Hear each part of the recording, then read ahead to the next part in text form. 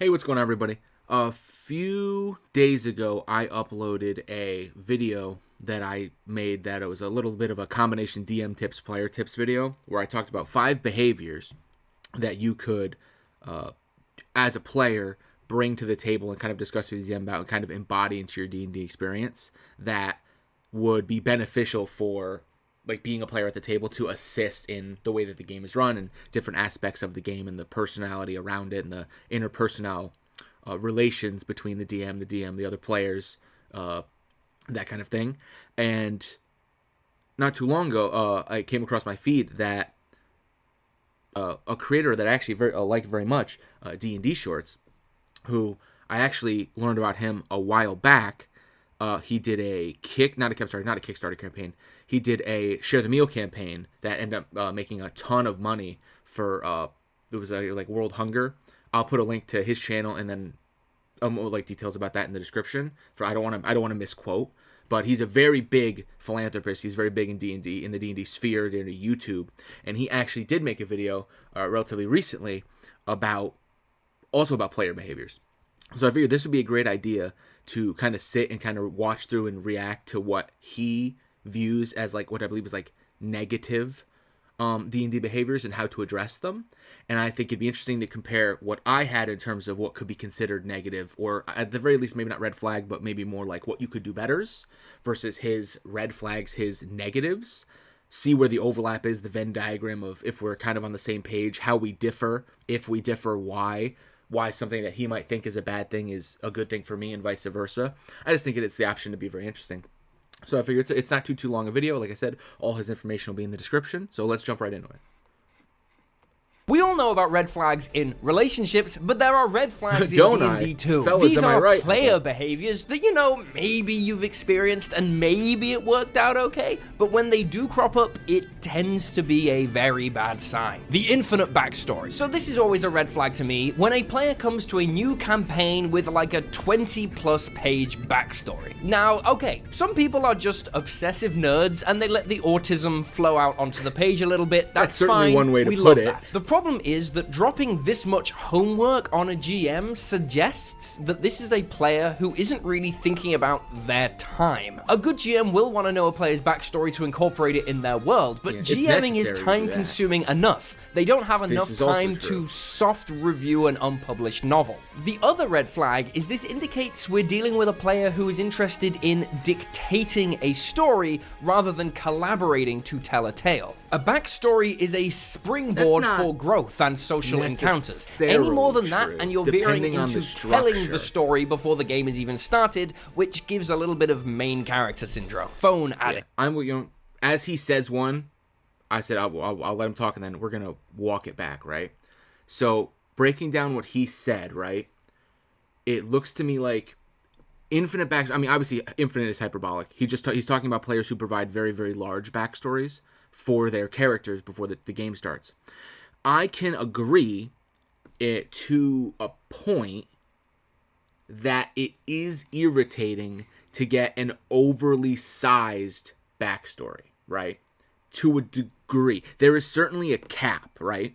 If you hand me a 100-page Word document, you're being excessive. However, I will never say that being given ample information in regards to what your player expects of the framework of the character is necessarily a bad thing, and here's why.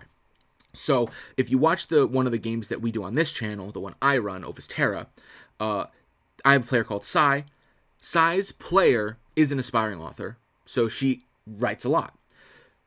She gave me, I believe, the last time I checked the document, over a 40-page backstory for Sai's character starting at level 2.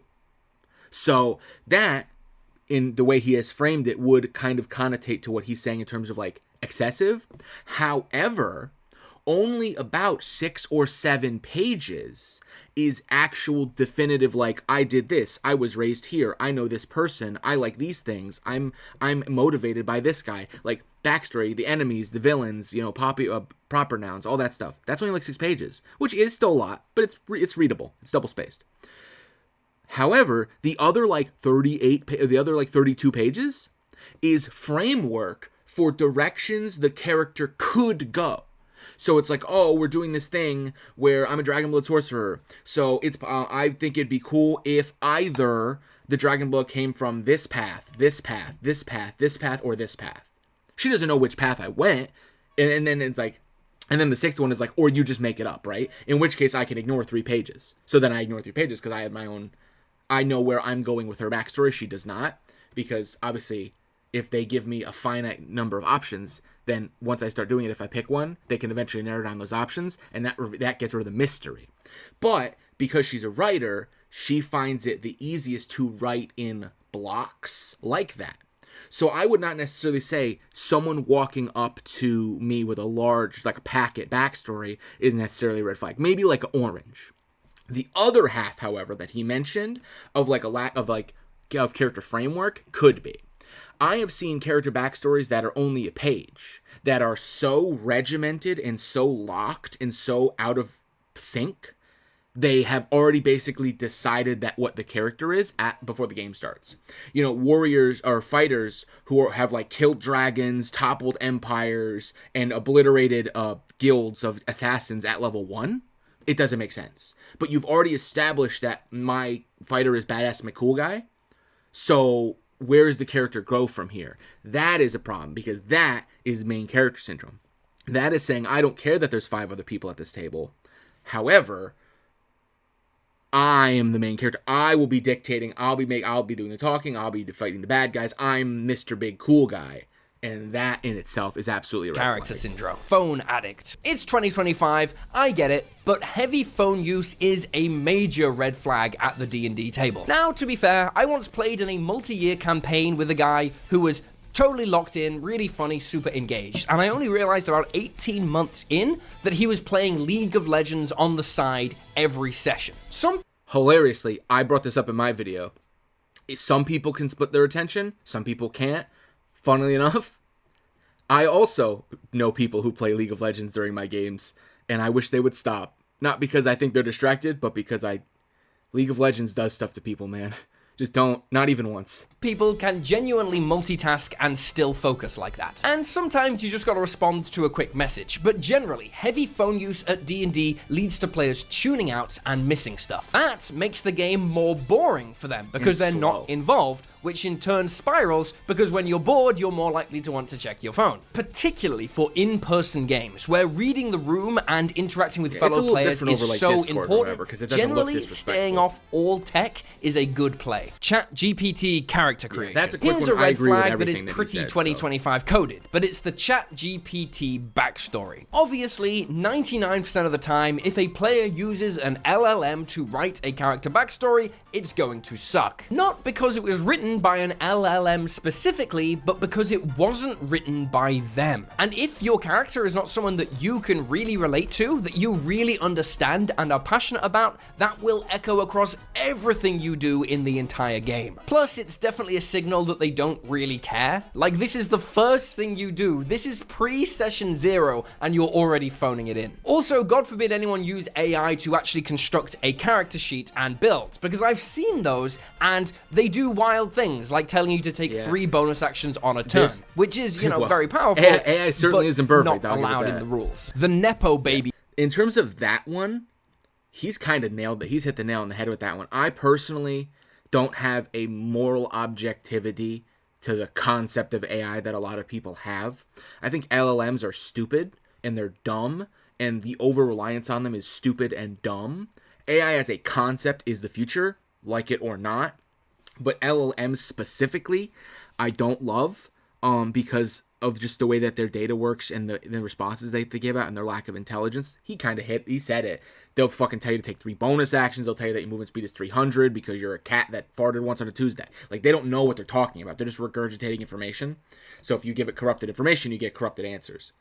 I would see this as a big red flag. Like, if you can't take the 20 minutes to brainstorm something that you think would be fun for this experience that's going to last multiple years, why are you here?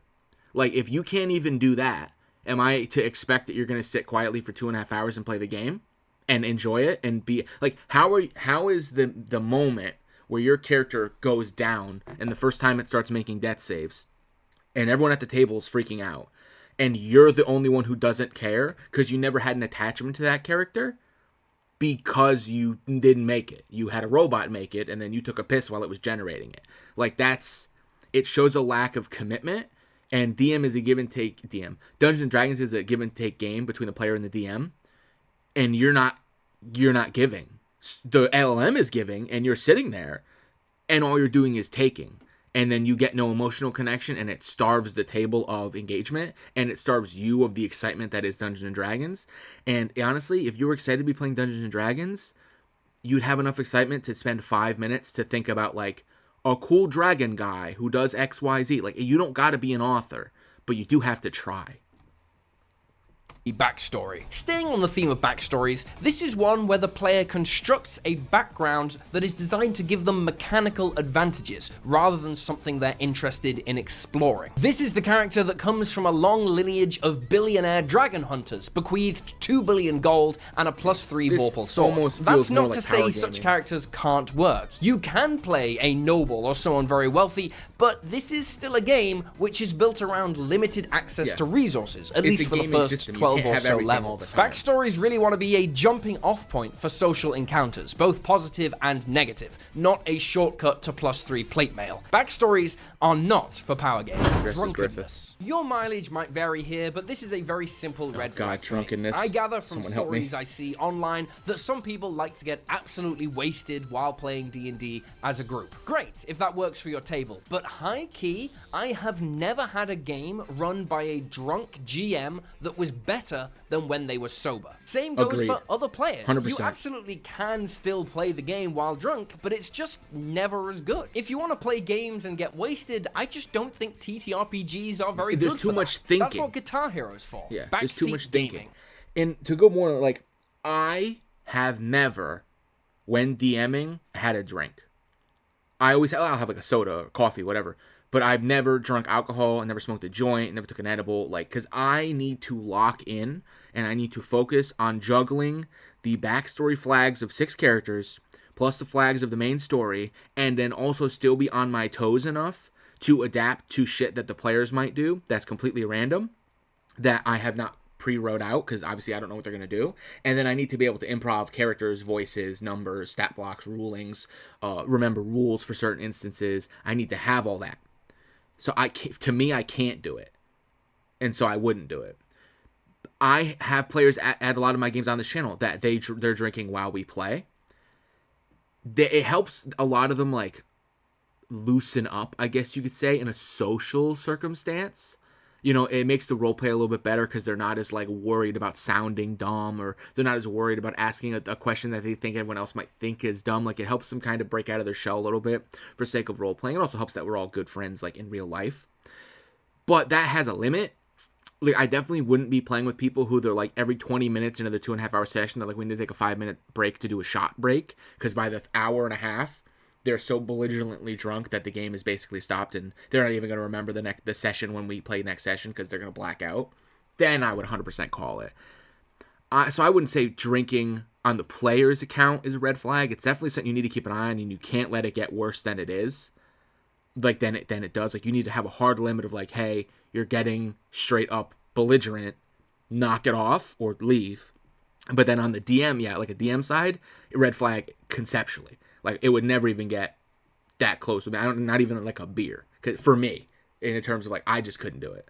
This can come in 2 forms. The most famous is rules lawyering or arguing with the GM. I'm not a rules-heavy GM. I run Rule of Cool constantly and often let things slide or change rules to keep the momentum of the game going, or because it's fun. Which is a valid GMs style might choice. make rule tweaks for any number of reasons, and the backseat gamer takes any opportunity to argue about that. Usually, it's not even about making the game better. It's just about one person trying to prove to the rest of the group that they are smarter, that they know the game better. Now, sometimes a helpful reminder on the rules is really handy, and different GMs will have different levels of tolerance for that. But the other type of backseat gaming, which I have no tolerance for at all, is when one player tries to tell other players what to do on their turn. Agreed. D&D is a game where everyone needs autonomy. Sure, you can discuss a plan as a group, but a player's turn is their turn. Players talking over each other or getting involved when it's not their turn really just slows the game down and makes the player whose turn it is feel, at the very least, browbeaten into submission. This is especially bad as it's usually the newest player who is maybe the least familiar with the game and the mechanics they lack the who confidence. gets bombarded. And how are they ever really going to get into a game if they're basically not playing it? Player... Yeah,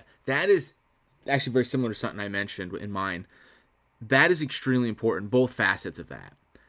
Talking over players is an issue, and you need, as the DM, you got to kind of stay on top of it and make sure no one's getting talked over.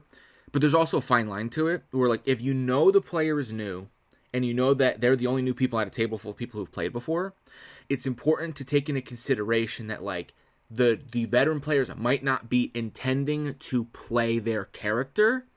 They might just be filling in the blanks for sake of keeping the pacing of the game, or because they think that's what they would want someone to do for them when they were as a beginner, or it's what someone did for them when they was a beginner. Like, for example, if the new player's like freaking out because it's turn 3 of combat and someone's like just about to go down and they have healing but they also have damage and they don't know if they should heal or do whatever, if another player at the table is like, hey, heal them, you really shouldn't say that. You shouldn't say do this on your turn, because then you're not playing the game. However, what they might be trying to say, but they're just in the moment of combat and they're nervous that their player is going to go down, is they're like, hey, remember last session we made a game plan, right? Like the game plan for the fight was make sure this person and this person who deal, maybe they deal like you're fighting a monster that they deal something that they're vulnerable to. They're the big damage dealers, right? So we need to prioritize getting them to the enemy and then they'll kill the enemy. So going off of that presumption, that veteran player is like, oh, heal so-and-so as a shorthand. Because what they're trying to say is, we already talked about prioritizing so-and-so over us dealing damage. You already agreed to that plan. Why are you hesitating? Heal so-and-so. Those are the same thing, but they're expressed in a different way, one of which comes across as significantly worse, right? Because it just might be that the new player forgot that you guys made that plan a week ago, right? Or it could be that they're thinking on the fly and they think maybe that plan's no good anymore. And maybe they just haven't voiced that adequately yet. That's always an option. The other thing, though, is when you get your players who think that they're bigger than they are, and they're like, oh, don't bother doing any of what you just asked the DM for. That's stupid. That's dumb. You're a barbarian. Run up, hit him 2 times. We'll take care of the rest. Like, none of that shit at my table.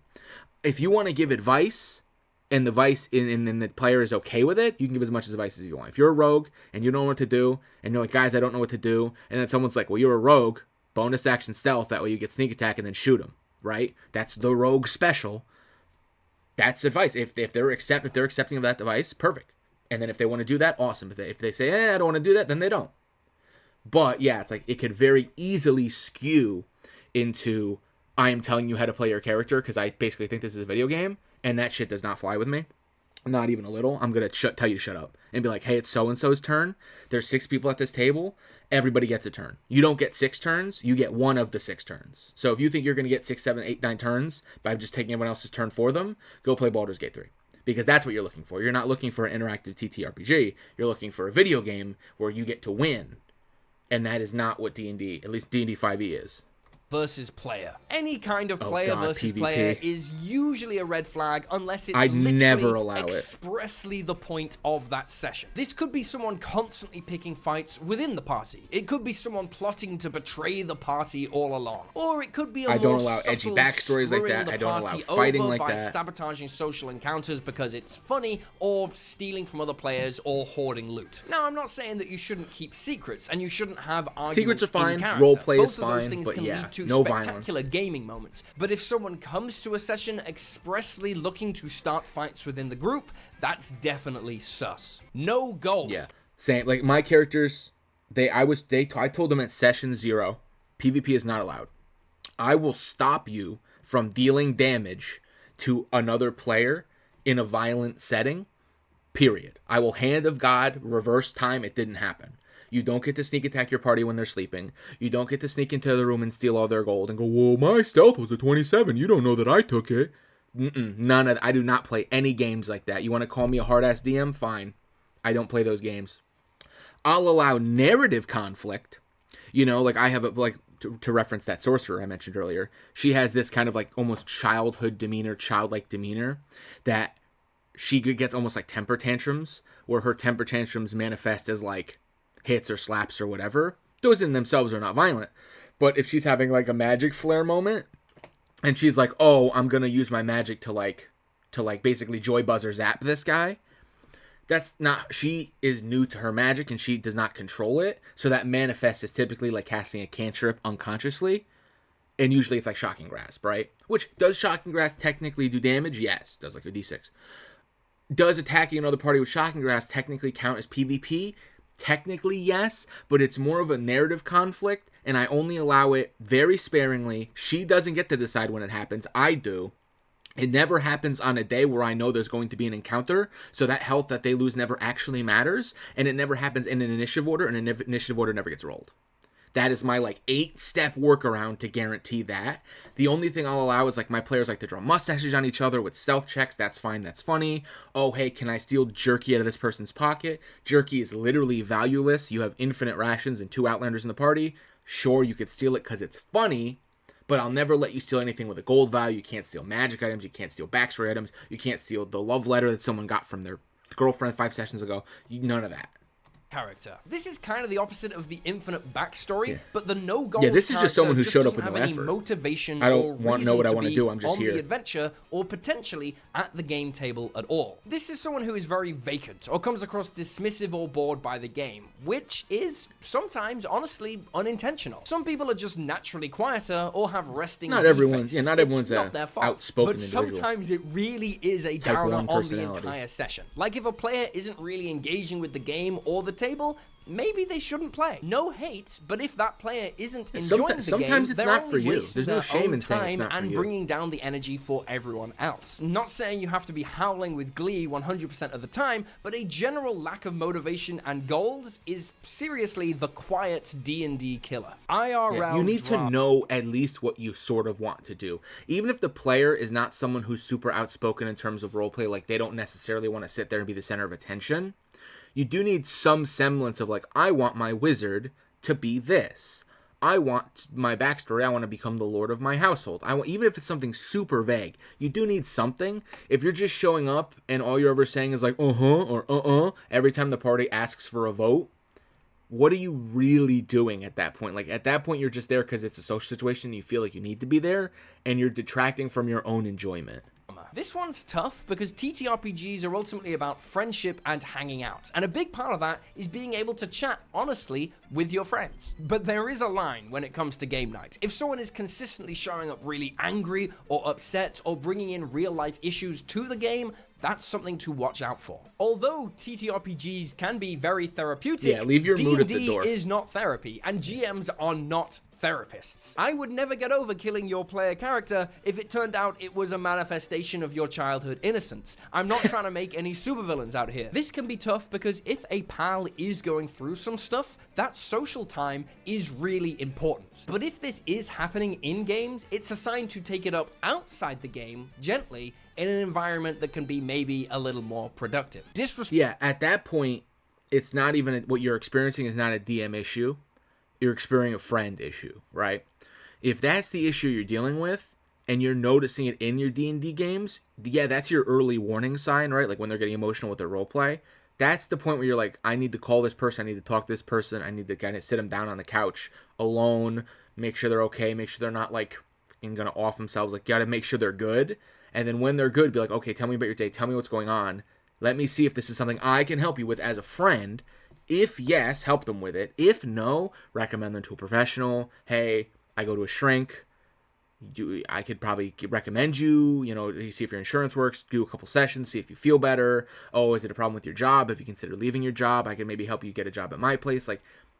And then rotate it out of the D&D sphere and then just kind of keep it separate at that point. Because otherwise, yeah, it's just going to poison everything. Because people are going to be walking on eggshells. They're not going to play their characters the way they want to play because they're scared of offending that person. Not because they think they're going to offend them in game, but because they know that they're in a raw emotional state, that anything they say could be misconstrued as a personal attack, and then it just sucks the fun out of the situation. Boundaries. So this is common online, and I don't think it's because everyone out there is trying to be a jerk, but there is a very vocal minority who are clearly extremely upset by the idea that TTRPGs have gotten softer. Now, And they sensitivity have. isn't a negative trait, Yeah. but truthfully, a lot of people are taught that it is, and they are terrified of being associated with it. Honestly, that's not really their fault. There's probably some childhood stuff going on there, but it does kind of suck for them, and it can suck for everyone else. To put it directly, it is a major red flag when someone is aggressively against respecting boundaries. This might look like someone being super anti any kind of session zero. Sure, maybe these players really are fine with anything at the table, but it is a red flag when they belittle or criticize other players who might not be the same. You are not a bad person or a bad player if there are genuinely some topics that you just do not want in the story you are a part of. So even if a player is fine with anything, being everyone's allowed to have vocal about like hating lines and session veils, zero right? or whatever safety There's no tools rule someone might against want to that. bring is a red flag for sure. My big thing with that is like, you could break that down into two sections, right? It's like, is it true that if you look at older editions of D&D specifically, that it has gotten softer? Yes, 100%, you can't argue that. If you look at the lore, and you look at the monster backstories and origin stories, and the way that the rules were instituted, and the level of complexity of the rules, compared to modern day complexity of 5.5, it is night and day, daycare baby time. Like, ask anyone who played 3rd edition or 3.5, and like the lore of a lot of the monsters and stuff, and like some of it's really fucked up, right? Straight up bad time, right? There are monsters that instantly kill characters. There's traps that instantly kill characters. There's monsters where the lore suggests that they are created because of a sexual assault on a certain race that created a demon baby. Like, there's all sorts of fucked up shit. I'm thinking of stuff with Tasha's backstory from Tasha's Cauldron of Everything. There's a whole weird thing with like mind control, sexual stuff with Grotz, the demon lord, and also like another not the like a different demon lord also gets involved in like a cucking thing. Like, it's weird, right? And so Wizards has transitioned away from that after, you know, WotC bought everything, and they have kind of made it more simpleized. The rules are easier, the numbers are more simple. The monsters, they take so much lore out of the monster manual about the monsters and replace it with like 1 or 2 paragraphs of generic fantasy stuff. So it is weaker. That being said, that's a completely separate issue to the concept of someone being anti lines and veils. Like, if I'm a character and I'm a player, right? I don't get to decide where the story goes. I get to decide my actions in the story, but I don't get to decide where the story goes. So if my DM says, hey, we're doing this character, the thing, we're going to this magical forest, and then we're fighting the forest, and we're fighting this monster, and we kill the monster, we get the thing, and we leave. If I can't then go like, wait a minute, why didn't you talk about the super cool backstory about how that monster only exists if you kill 17 virgins and sacrifice them on a blood altar? It's like, well, A, it was irrelevant. B, your character wouldn't know that. And C, 2 people at this table talked to me that they've had previous issues with like fucking sexual assault or something, and that would have freaked them the fuck out and it would have triggered them. So like, I'm not going to fucking say it because it doesn't matter. It's irrelevant to the story. And then if you get mad at me because I didn't include it, that is a red flag. A, because you're telling me how to play my game. I'm the DM here. If you think you can write a better story, go write one. You know, it's the same thing every artist always says. If you think you can draw a better picture, pick up a pen and draw it. Like, don't bitch at me if you don't like my art. Draw a better one and prove me wrong, right? Anyone can talk. Talk is easy. But if we do the session 0 and it's like, listen, some people aren't going to want a graphic depiction of someone getting like murdered. Maybe their parents were murdered. Maybe their sister died, you know, something like that. So if a DM acknowledging that and then not doing that in order to make them feel accepted is not necessarily a bad thing. And if you think that's necessarily a bad thing, you're at the wrong table. There are table of ultra hardcore old style people who they're 100% by the book. Everything's brutal, injury checks, backstory, numbers, instant death, snapped limbs, busted organs. Like, you could play that way, but that has to be the table itself. If you're one guy at the table constantly belittling everyone else because we're not playing that way, you're at the wrong table. Ignorance. Okay, everyone starts somewhere, and TTRPGs are pretty complicated games. This is what I talked about. This is him for 3 minutes saying, learn your fucking character sheet. That's what he's about to say. Double check what a spell does, or review your character sheet at the table. That said, everyone dies inside when someone who is 5 months into a campaign can't remember how to make an attack roll or what they add he's to their just damage. like me, At that for real, point, for it is real. slowing the game to a grind because a player do I use hasn't my learned longsword? their own character. The same way It's you've been kinda the doing it for opposite 6 of months. the rules lawyer, and people will understand that new players take time to find their feet. But if this goes on for months and months, it's a red flag that that just shows a player lack of care, really lack of doesn't care interest. about the game. TTRPG horror stories. This is a simple That's and self-explanatory. admittedly kind of fun red flag, but just like it's iffy in a relationship, if someone is constantly complaining about their ex, that player who shows up with a ton of horror stories about how every group they ever played with before turned out to be You might be the backstabbing common traitors, denominator, buddy. it kind of makes you wonder, you know? Yeah. Sure, a player might just have had a couple of unlucky experiences and left a couple of groups, and that might be interesting, but if it's happened again and again and again, it does feel First time's like it might unfortunate, be a second them time's a problem. You know what I mean? coincidence. True. 5, 6, Life 7. be crazy. Wow. And I'm starting to see TTRPGs the are issue supposed here. to be a fun thing you do on the side, not a horrific obligation. So, of course, we get it. Sometimes life Scheduling happens is the and a number player one can't make destroyer it of to a D&D session. campaigns. But We get it. consistently missing games is a behavior that is at least a red flag. Yeah. Now, I will say that if an expectation is set very early that this player is going to be in and out, and they're if going to be they kind of know like a that their side work character schedule who is tags hectic or along whatever, sometimes, that's I think different. that can But work if they're totally being fine. late But intentionally missing every sessions time, where every that week, player is supposed to be a core part of the group, especially if they don't give really any notice, that's tough. Not only does it make balancing combat encounters harder for newer GMs who aren't comfortable just winging it yet, it makes it really difficult to move You the never plot get comfortable forward. winging it, How I'll do tell you that right advance now. the story You're always puckering. meaningfully if 25% of the party isn't there half the time? All the cool payoffs to a longer campaign, like callbacks and character growth and story progression, can be quietly killed by simple truancy. It also just takes a lot of wind out of everyone's sails to have people not show up. God help the GM who spent 6 hours prepping for a session when they're told that 2 players aren't coming.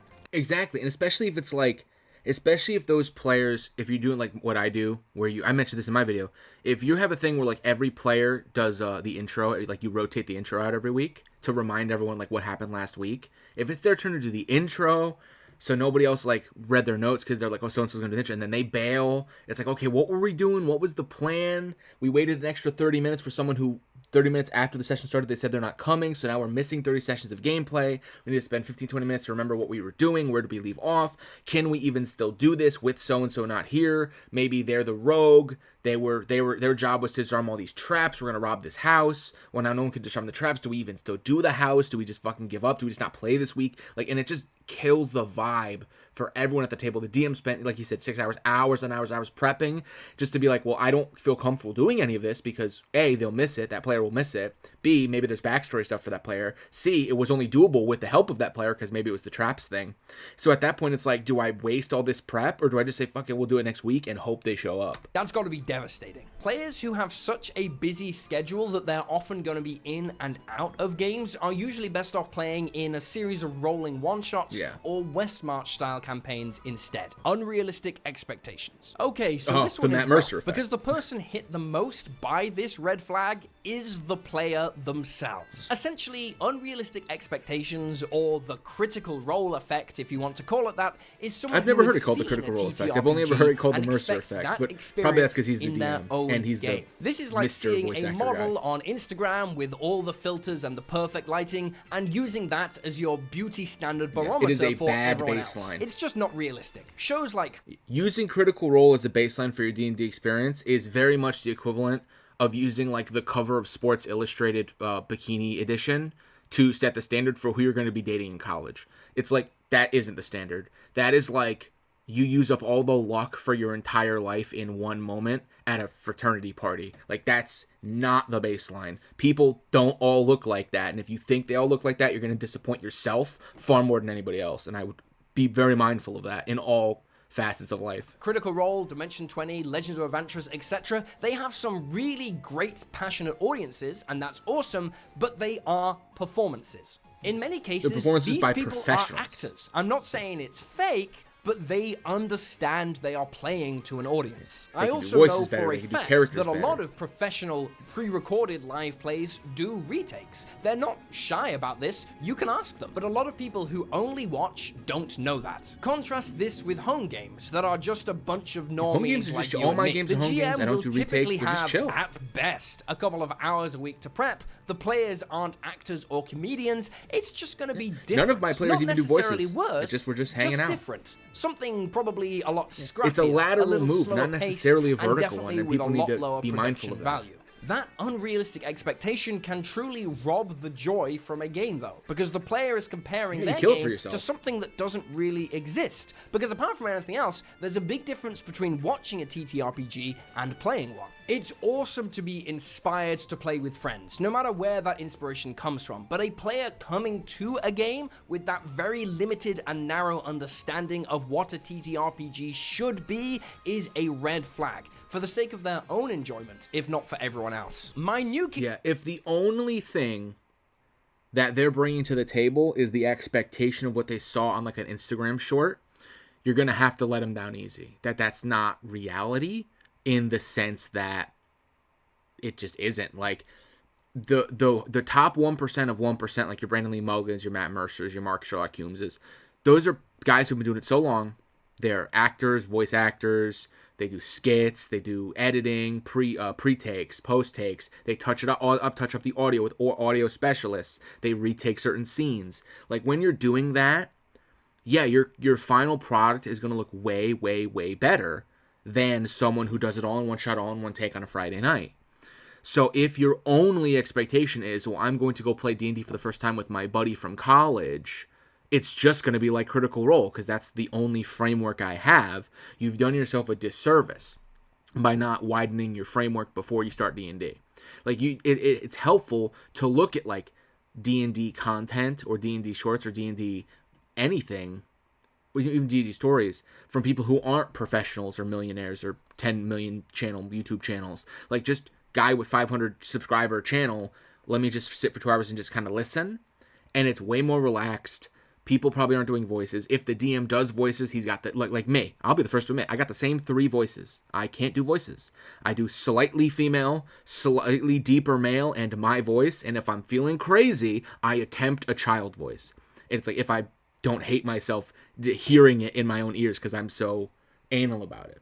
But that's just how it is. And it's like, and if, yeah, it's a red flag. If you come in like that, it's dangerous. And then especially if you start putting people down because of it. If after the second or third session you're talking to the DM, you're like, damn, this game sucks, this game's bad. And he's like, what did I do? Like, how can I make it better for you? And he's like, well, dude, you don't even do like the Matt Mercer 4-hour session with 87 different perfect voices. You don't have the lighting, the mood lighting. You don't have a fog machine. You don't have an audio soundtrack. You don't have a tablet on autoplay. You don't custom make every single map. You don't have a 3-dimensional structure with risers for flying enemies. It's like, no. Like, no one does. Like, less than 1% of DMs have all that shit. He has all that shit because he has a TV show. And sure, when he was playing in his basement, he probably made it. But that's not the standard. That's the exception. So if that's your only expectation, all you're doing is ruining it for yourself, and then you're killing the vibe of the DM, and that almost contributes to like a DM burnout. And that's why for a very long time after Critical Role got really popular, like during Campaign 2, when people said Matt Mercer effect, they said it derogatorily. They were upset at Matt Mercer in a sense because they're like, this guy is so good, and we all acknowledge that he's fantastic, but he's so good that he's obliterating the standard. And now I'm getting all these people trying D&D for the first time, and they say I suck because I'm not that guy. Which, is that his fault? Not in the slightest. It's the people's fault because they don't know how to vocalize their disappointment. But they only have that disappointment because they didn't widen their horizons the correct way. And it's like, that's generally speaking. Obviously, everything has nuance, but it is one of those things. Kickstarter goes live in 2 weeks. Mythozoology on March 17th. Follow along now so you don't miss it when it launches, and you get the free Crystal Myth dice when you back dice as an early backer. in my also, check out the D&D free game? D&D Impossible. playtest material on the pre-launch page. Link below. Also, remember to like and subscribe. Check out other videos on the channel. Like I said, his information will all be in the description down below. If you want to subscribe to him, I very much encourage it. This guy puts out fantastic videos. He seems like a very down-to-earth gentleman. Like I said, he's a huge philanthropist. I'm sure if you check out that Kickstarter, It's fantastic as well. I did notice that it said 2014 and 2024 compliant. So if you're playing 5.5, go for it. If you're like me and you're a guy who lives in the past and play 2014, also awesome. You're one of the cool ones like me. But yeah, like I said, yeah, check him out. I hope watching this gives more context, both to the stuff I said in my video, if you watched my video, but also more context to people who are maybe on the fence about like D&D when it comes to like, oh, what kind of players do I need to be? What kind of mannerisms do I need to have? What kind of like mindset do I need to have going into the game? What should I expect? What should I watch out for? What should I encourage? What should I discourage? Like, I hope this gives some context of not necessarily like, don't look at this and go like, oh God, this is such a big list. I can't do any of this stuff. I'm so scared I'm going to fuck it up. Don't think of it like that. Think of it like, everything exists on a spectrum. These are the worst end of the spectrum of all the things. It's okay if you're a little bit of a rules lawyer, right? If you don't understand a rule and you go, oh no, wait, hold on a second. I don't think that's right. That's fine, because that is a learning experience, because then the DM can say, okay, you think this. I will explain why it is not. And then you've learned, and now you know for the future, right? That's a learning experience. It's okay to ask. Like, if you never ever ask, you'll never ever get it wrong. And if you never make a mistake, you'll never learn from them, because you learn from your mistakes more than your successes. Ask any businessman.